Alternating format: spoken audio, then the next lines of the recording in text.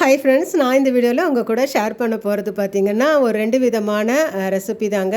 நல்ல கிறிஸ்பாக சாஃப்டாக ஆப்பம். இந்த ஆப்பத்துக்கு நான் எப்படி மாவு ரெடி பண்ணேங்கிற வீடியோவும், அடுத்து பார்த்திங்கன்னா அதுக்கு சைட் டிஷ்ஷாக செஞ்ச ஒரு ரெசிபியும் தாங்க இந்த வீடியோவில் ஷேர் பண்ண போகிறேன். ஃபஸ்ட்டு பார்த்திங்கன்னா இந்த ஆப்பத்துக்கு சைட் டிஷ்ஷாக செஞ்ச இந்த ரெசிபி பற்றி சொல்லணுன்னா, இது ஒரு ட்ரெடிஷ்னலான ரெசிபி. இப்போ இந்த சம்மருக்கு பார்த்திங்கன்னா ரொம்ப ஸ்பைசஸ் மசாலாலாம் இல்லாமல், காரமெல்லாம் இல்லாமல், நல்லா வயிற்றுக்கு எதவா நல்ல டேஸ்டியாக ஒரு ரெசிபி தாங்க. இது பார்த்திங்கன்னா ஒரு ட்ரெடிஷ்னல் ரெசிபிங்கிறதுனால எந்த இம்ப்ரவைஸும் பண்ணாமல் அந்த ரெசிபியை அதே மாதிரி நம்ம செஞ்சு சாப்பிடும்போது அந்த டேஸ்ட்டை நல்லாவே ஃபீல் பண்ணலாம். இதுக்காக பார்த்திங்கன்னா நான் வெஜிடபிள்ஸ் பார்த்திங்கன்னா பீன்ஸ், கேரட், உருளைக்கிழங்கு எடுத்து வச்சுருக்கிறேன். அடுத்து பார்த்திங்கன்னா காரத்துக்காக ஒரு 5 பச்சை மிளகாய் எடுத்துருக்குறேங்க. உங்கள் காரத்துக்கு ஏற்ற மாதிரி நீங்கள் மிளகாய் சேர்த்துக்கலாம். அடுத்து 2 சின்ன துண்டு இஞ்சி, ஒரு 7 பல் பூண்டு, ஒரு 10 சின்ன வெங்காயம், ஃப்ரெஷ் கொத்தமல்லி கொஞ்சம் எடுத்துருக்குறேன். அடுத்து பார்த்திங்கன்னா அரை கப் அளவுக்கு பாசிப்பருப்பு எடுத்து வச்சுருக்கேன். அடுத்து இந்த ரெசிபிக்கு ரொம்ப முக்கியமான தேங்காய் பால். தேங்காய் பால் பார்த்திங்கன்னா நான் 2 விதமாக பிரித்து எடுத்துருக்குறேங்க. ஃபஸ்ட்டு தேங்காய் பால் கொஞ்சம் எடுத்து வச்சுருக்கிறேன். 2வது அரைச்ச தேங்காய் பால் கொஞ்சம் எடுத்து வச்சுருக்கிறேன். அடுத்து நம்ம எடுத்து வச்சுருக்கிற இந்த பாசிப்பருப்பை பார்த்திங்கன்னா கொஞ்சமாக தண்ணி சேர்த்து நம்ம மஞ்சத்தூள் சேர்த்து வேக வச்சு எடுத்துக்கலாம். நல்லா குழைவாக, தண்ணி அதிகமாக சேர்க்க தேவையில்லைங்க, கொஞ்சமாக சேர்த்து வேக வச்சு எடுத்துக்கலாம். அடுத்து நான் ஒரு பேனில் பார்த்திங்கன்னா ஒரு 2 ஸ்பூன் அளவுக்கு எண்ணெய் சேர்த்து, எண்ணெய் அதிகமாக சேர்க்க தேவையில்லைங்க, 2 ஸ்பூன் எண்ணெய் சேர்த்து கடுகு சீரகம் போட்டு பொரிஞ்சதும் நம்ம எடுத்து வச்சுருக்கிற அந்த சின்ன வெங்காயத்தை கட் பண்ணி போட்டிருக்கிறேன்.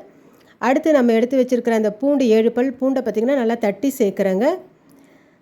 சேர்த்து நல்லா வதக்கி விடலாம். அடுத்து அந்த இஞ்சி பச்சை மிளகாயை இந்த மாதிரி நல்லா கொரகொரப்பாக அரைச்சி அதையும் சேர்த்து விடுறேன். சேர்த்து நல்லா வதக்கி எடுக்கலாம். அடுத்து பார்த்திங்கன்னா நம்ம கட் பண்ணி வச்சுருக்கிற அந்த கேரட், உருளைக்கிழங்கு, பீன்ஸ், இது கூட முருங்கைக்காய் வேணுன்றவங்க அதை கூட ஆட் பண்ணிக்கலாங்க. இதையும் சேர்த்து நல்லா வதக்கி விடலாம்.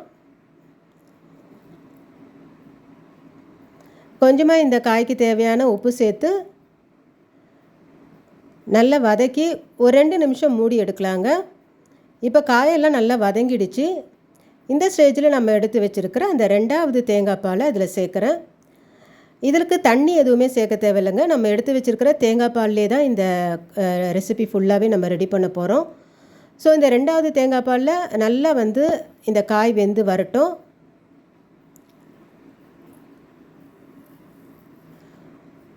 காய் நல்லா வேகட்டும். ஒரு 2 நிமிஷம் மூடி வைக்கலாம். இப்போ பார்த்திங்கன்னா இந்த காய் நல்லா வெந்துருச்சுங்க. அடுத்து நம்ம எடுத்து வச்சுருக்கிற அந்த பாசிப்பருப்பு, நம்ம குழைவாக வேக வச்சு எடுத்து வச்சுருக்கிற பாசிப்பருப்பை இதோடு சேர்க்கலாம். சேர்த்து அதையும் நல்லா கலந்து விடுறேன். இப்போ இந்த பாசிப்பருப்பு, வெஜிடபிள்ஸ் எல்லாம் சேர்ந்து நல்லா குழைவாக வேகட்டும். ஒரு 2 நிமிஷம் மூடி வைக்கலாங்க. இப்போ பார்த்திங்கன்னா இந்த பாசிப்பருப்பு எல்லாம் நல்லா மர்ஜ் ஆகிடுச்சு. இந்த ஸ்டேஜில் நம்ம பார்த்திங்கன்னா ஸ்டவ்வை ஆஃப் பண்ணிடலாங்க. ஆஃப் பண்ணிவிட்டு நம்ம எடுத்து வச்சுருக்கிற அந்த திக்கான முதல் தேங்காய் பாலை சேர்க்கலாம். சேர்த்து நல்லா கலந்து விட்டுக்கலாங்க. நம்ம இந்த முதல் தேங்காய் பால் சேர்க்கும்போது ஸ்டவ்வை ஆஃப் பண்ணிவிட்டு நம்ம அந்த சூட்டோடு சேர்த்துடலாம். நல்லா ஃப்ரெஷ் கொத்தமல்லி கொஞ்சம் சேர்த்து மூடி எடுத்து வைக்கலாங்க. அடுத்து பார்த்திங்கன்னா நான் ஆப்பத்துக்கு மாவு முந்தின நாளே ரெடி பண்ணி வச்சுருந்தேன். இதுக்காக பார்த்திங்கன்னா 2 டம்ளர் ரேஷன் பச்சரிசி தாங்க எடுத்திருந்தேன். இதை நல்லா தண்ணி விட்டு ஒரு 2-3 தடவை வாஷ் பண்ணி எடுத்துக்கலாம். இந்த அரிசி பார்த்திங்கன்னா ஒரு 4லேருந்து 5 மணி நேரம் நல்லா ஊறட்டும். நல்லா அரிசி ஊறினதுக்கப்புறம் பார்த்திங்கன்னா நான் கிரைண்டரில் ஏற்கனவே இட்லி மாவு ஆட்டிகிட்டு இருந்தேன். ஸோ அதுலேயே பார்த்திங்கன்னா நான் ஆப்ப மாவும் ஆட்டி எடுத்தேன். நம்ம மிக்சியில் கூட தனியாக வேணும்னா அரைச்சி எடுத்துக்கலாம்.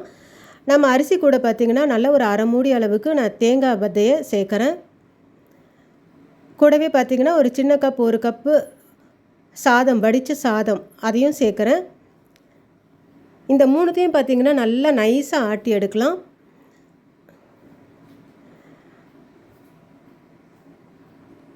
இந்த அரிசி, தேங்காய், வடித்த சாதம் சேர்த்து 3த்தையும் நல்லா அரைச்சி எடுக்கலாங்க.